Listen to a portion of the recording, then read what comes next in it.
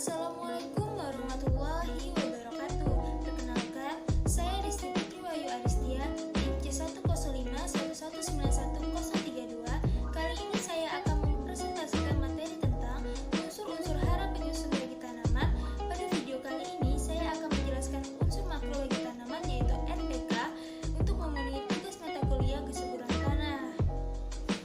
Berdasarkan hasil penelitian para ahli telah menunjukkan bahwa tanaman terdiri dari air kurang lebih 90% dan bahan kering atau dry matter sekitar 10%.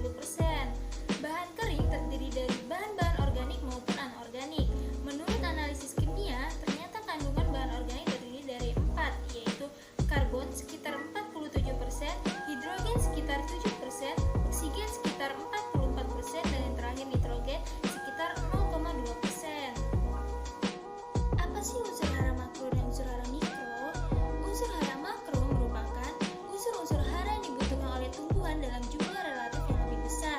Sedangkan untuk unsur hara mikro merupakan unsur-unsur hara yang dibutuhkan tanaman atau tumbuhan dalam jumlah relatif yang lebih kecil.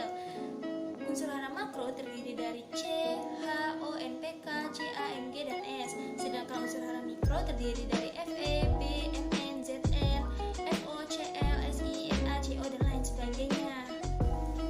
Unsur hara makro dan unsur hara mikro mempunyai beberapa syarat. Yang pertama, unsur hara makro dengan syarat diperlukannya dalam jumlah yang banyak. Kedua, kekurangan unsur hara makro menimbulkan gejala defisiensi yang tidak dapat digantikan oleh unsur lain. Yang ketiga, kelebihan unsur hara makro tidak atau jarang menimbulkan pengaruh. Untuk unsur hara mikro juga mempunyai syarat, yaitu yang pertama, diperlukannya dalam jumlah yang sedikit. Kedua, kekurangan biasa dapat digantikan oleh unsur-unsur mikro lainnya. Ketiga, kelebihan dapat menjadi racun.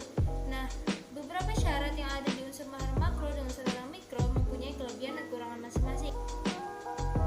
Unsur hara makro nitrogen atau N merupakan unsur hara utama bagi penyusun dari semua protein dan asam nukleid. Dengan demikian, merupakan penyusun protoplasma secara keseluruhan. Unsur hara N diperlukan untuk pembentukan atau pertumbuhan bagian-bagian vegetatif seperti daun, batang, akar.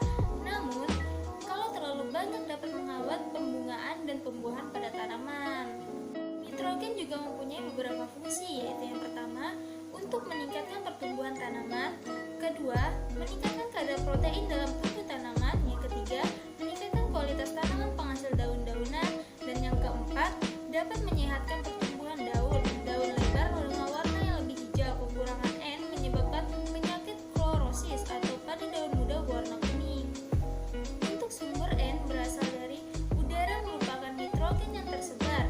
Dalam pemanfaatannya bagi tanaman harus mengalami perubahan terlebih dahulu dalam bentuk amoniak dan nitrat. Dan dalam hal ini dapat dihasilkan yang pertama, terjadinya halilintar di udara ternyata dapat menghasilkan zat nitrat yang kemudian dibawa air hujan masuk ke dalam bumi. Kedua, bahan organis dapat membentuk sisa-sisa makanan di alam terbuka, misalnya seperti pupuk kandang. Yang ketiga, pabrik-pabrik pupuk buatan seperti urea, Za, dan lain sebagainya. Dan yang terakhir, dipengaruhi oleh adanya bakteri-bakteri. Dalam pemberian Zn yang berlebihan juga dapat merugikan bagi tanaman, yaitu yang pertama, akan banyak menghasilkan daun dan batang. Yang kedua, bahan lembek dan mudah rebah. Yang ketiga, kurang menghasilkan buah. Dan yang keempat, dapat melambat masuknya biji. Nah, unsur hara N juga memiliki beberapa kelebihan, namun jika dilakukan secara berlebihan akan merugikan bagi tanaman. Unsur makro yang selanjutnya yaitu unsur P atau yang biasa kita kenal dengan fosfor. Fosfor terdapat dalam bentuk peptid, nukleid, dan fosfatid, merupakan bagian dari protoplasma dan inti sel.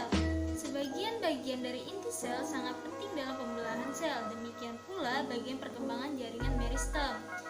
Fosfor diambil tanaman dalam bentuk H2PO4- dan HPO4-. Dalam unsur hara fosfor juga memiliki fungsi bagi tanaman, yaitu yang pertama, dapat mempercepat pertumbuhan akar semai. Kedua, dapat mempercepat pembuahan dan pemasangan buah. Yang keempat, merupakan bagian dari inti sel. Kelima, penting dalam pembelahan sel. Keenam, penting dalam perkembangan jaringan meristem. Dan yang terakhir, penting dalam pertumbuhan jaringan muda dan akar. Tanah-tanah muda didominasi oleh fosfat kalsium, sedangkan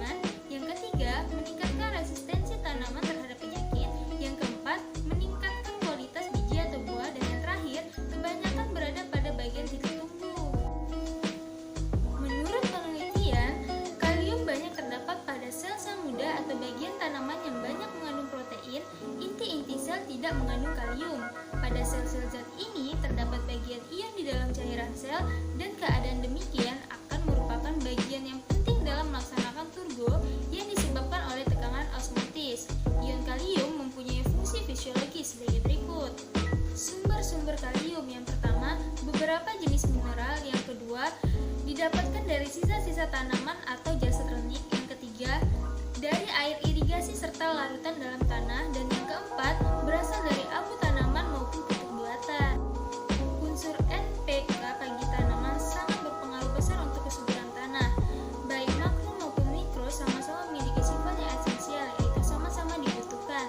Pemberian pupuk organik maupun anorganik bisa memperbaiki kesuburan tanah. Namun, jika pemberian pupuk secara berlebihan akan mengurangi tingkat kesuburan tanah. Jika ingin memiliki tanah ideal, harus dilakukan dengan pemberian pupuk dan pengolahan tanah secara baik. Demikian presentasi yang dapat saya sampaikan.